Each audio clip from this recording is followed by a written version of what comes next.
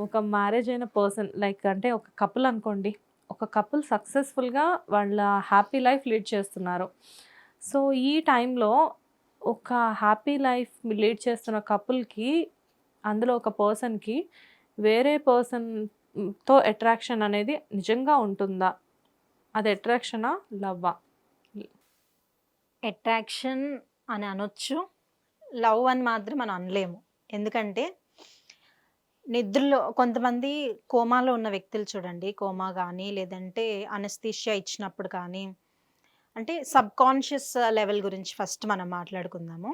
మనిషి అంటే ఇప్పుడు మనం మాట్లాడుతున్నాము. మనం ఒక కైండ్ ఆఫ్ సబ్‌కాన్షియస్‌లో ఉన్నాము. మనకి ఏది కరెక్ట్‌గా మాట్లాడాలి? ఏమన్నా ఒకరినంటే తప్పుగా అనుకుంటారా? ఈ ఈ ఈ తెలివి ఈ సబ్‌కాన్షియస్ ఉంది.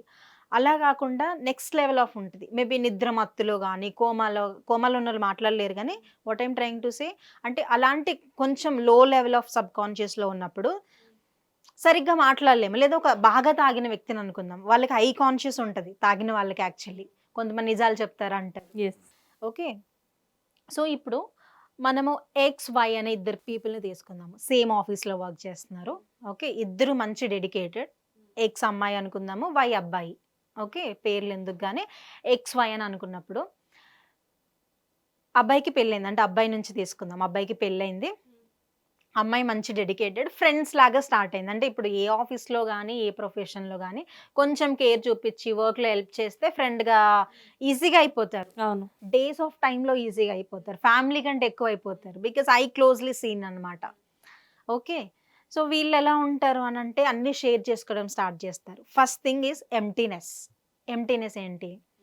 అంతవరకు కూడా మన లైఫ్‌లో అంత ఓపెన్‌నెస్ ఇచ్చి, నువ్వేదైనా నాతో షేర్ చేసుకునే అనే ఓపెన్‌నెస్ ఫ్యామిలీలో ఉండదు యాక్చువల్లీ. మనం వచ్చే బ్రాటప్ నుంచి. ఏదైనా మనం చెప్తే జడ్జ్ చేస్తారేమో. ఇక్కడ కొత్త పర్సన్ వచ్చేసరికి ఏమవుతది? ఓపెన్‌నెస్ వచ్చేస్తది. నువ్వేదైనా చెప్పుకోవచ్చు నాతో. I will be there for you. నీ వీక్‌నెస్ కానీ, ఏదైనా షేర్ చేసుకోవచ్చు అనగానే ఒక కైండ్ ఆఫ్ కాన్ఫిడెన్స్ వచ్చేస్తది. ఓకే. 2 వైపులా గూడా.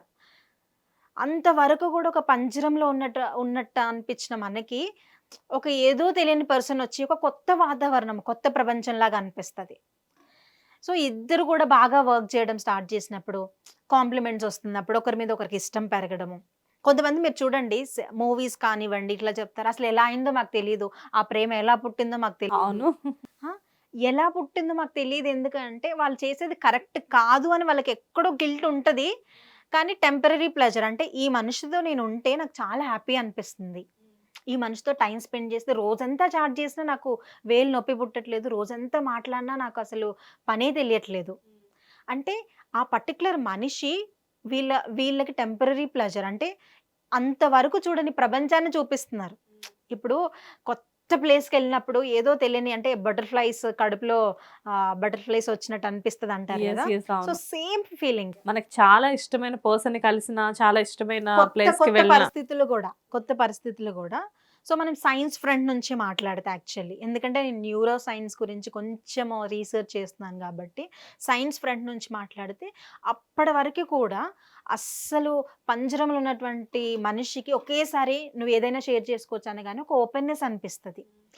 అదే టైంలో ఆ వ్యక్తికి మంచి స్కిల్ ఉండో, మంచి ఎడిటింగ్ వచ్చో, లేదా మంచి సింగింగో, లేదా సో అండ్ సో ఏదో స్కిల్ ఉన్నప్పుడు ఇంకా ఎక్కువ ఇష్టం పెరుగుతది.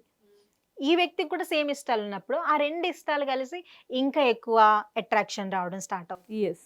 వాళ్ళ కళ్ళకి ఏమీ కనిపించవు. మేమెక్కువ టైమ్ స్పెండ్ చేయాలి, హ్యాపీగా ఉండాలి. మళ్ళీ ఎక్కడో గిల్ట్ అనేది డెఫినెట్‌గా ఎందుకంటే నిజమే ఎప్పటికి గెలుస్తది. నిజమే ఎప్పటికి గూడా అందరూ యాక్సెప్ట్ చేయాల్సిన విషయం. ఇంటి దగ్గర వైఫ్ ఉంది, పిల్లలుంది అనేది గుర్తొస్తది. అది గుర్తొచ్చినప్పుడు భయమేస్తది డెఫినెట్‌గా. కానీ ఆఫీస్‌లో ఉన్నంత వరకు గానీ, లేదంటే టైమ్ స్పెండ్ చేయాలి. నువ్వే నా బెస్ట్ ఫ్రెండ్‌వి. ఇలాంటి డైలాగ్స్ కూడా మనం వింటుంటాం. ఇంతవరకు నా లైఫ్‌లో అసలు ఇలాంటి పర్సన్‌ని చూడలేదు. మీలాంటి పర్సన్ చూడలేదు. ఇంత కేర్ ఇచ్చేవాళ్ళు. సో, ఇలాంటి మా అబ్బాయిలుంటారు, అమ్మాయిలుంటారు. అబ్బాయిలదే తప్పు కాదు. అలానే అమ్మాయిలదే తప్పు కాదు. 2 వైపు ఫస్ట్ మనిషిగా చూద్దాము. జెండర్ పక్కన పెట్టి. సో, ఇట్లా సేమ్ టేస్ట్‌లున్నప్పుడు, సేమ్ ఇంట్రెస్ట్ ఉన్నప్పుడు, ఎక్కువ టైమ్ స్పెండ్ చేసిన మీకు తెలుసా? ఏదైనా ఇద్దరు మనుషులు ఆడవాళ్ళు కానివ్వండి, ఎక్కువ సమయం కలిసి స్పెండ్ చేసినప్పుడు అంటే ఒకే ప్లేస్‌లో వర్క్ చేసినప్పుడు, తెలియకుండానే వాళ్ళ అలవాట్లు ఒకటిగా మారిపోతాయి. Okay. That is a universal truth. తెలియకుండానే వాళ్ళ ఆలోచనలు ఒకటిగా మారిపోతాయి.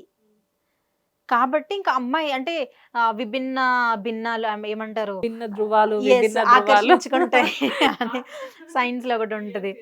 ఓకే, సో అట్లా ఉంటుంది అనమాట. కానీ మనం ఒకటి ఆలోచించుకోవాలి, నిజంగా ఈ పెళ్లి చేసుకున్న పర్సన్ కానీ పెళ్లి కాని అమ్మాయి కానీ మనం ఇప్పుడు ఈ ఇన్ఫాక్చువేషన్ కానీ అట్రాక్షన్లో కానీ రెస్పాన్సిబిలిటీ ఉండదు. మాట్లాడినంతసేపు మాట్లాడతాం, ఈ ఊరు వెళ్ళిపోయి వేరే జాబ్కి వెళ్తే అక్కడ కొత్త వాళ్ళు పరిచయం అవుతారు, మర్చిపోతాము. కానీ మీతో ఉన్న వైఫ్ మీ హస్బెండ్ ఏముంటుంది, రెస్పాన్సిబిలిటీ ఉంటుంది. బాధ్యత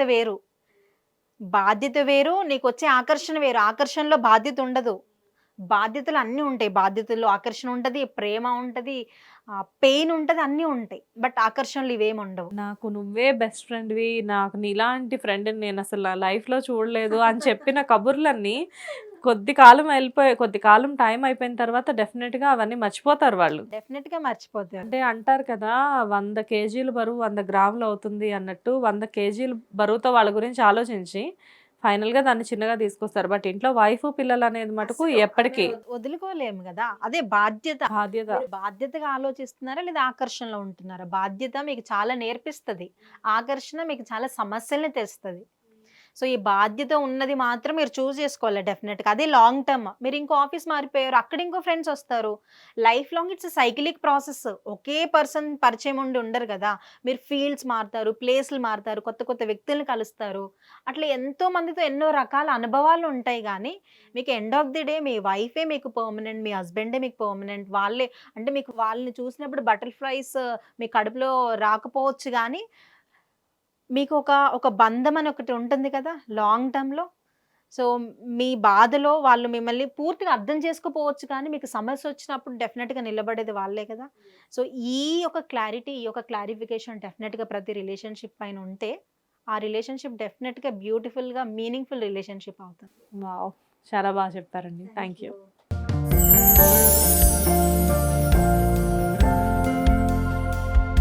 లవ్, ఈ అందమైన 4 అక్షరాల బారిన పడని మనిషి ఉండరు, మనసు ఉండదు. ఈ లవ్ కొంతమంది జీవితానికి సరిపడా మధురమైన అనుభూతులను అందిస్తే,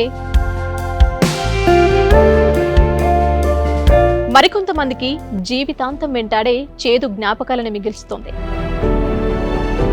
లైలా మజ్ను, పార్వతీ దేవదాస్, ఈ 2 కథల్లో మజ్ను లైలా ప్రేమ కోసం ఎంత పరితపించాడో విన్నాం. దేవదాస్ పార్వతి ప్రేమ కోసం ఎంత పిచ్చోడయ్యాడో చూసాం. కానీ లైలా మజ్ను ప్రేమ కోసం ఎంత ఆరాటపడిందో మనం ఆలోచించలేదు. దేవదాసు దూరమయ్యాక పార్వతి పరిస్థితి ఏంటో మనం అర్థం చేసుకోలేదు. ప్రేమ నుండి పెళ్లి వరకు వెళ్ళలేకపోయినా ఎంతో మంది అమ్మాయిల బ్రేకప్ స్టోరీస్తో వి లవ్ టుడే.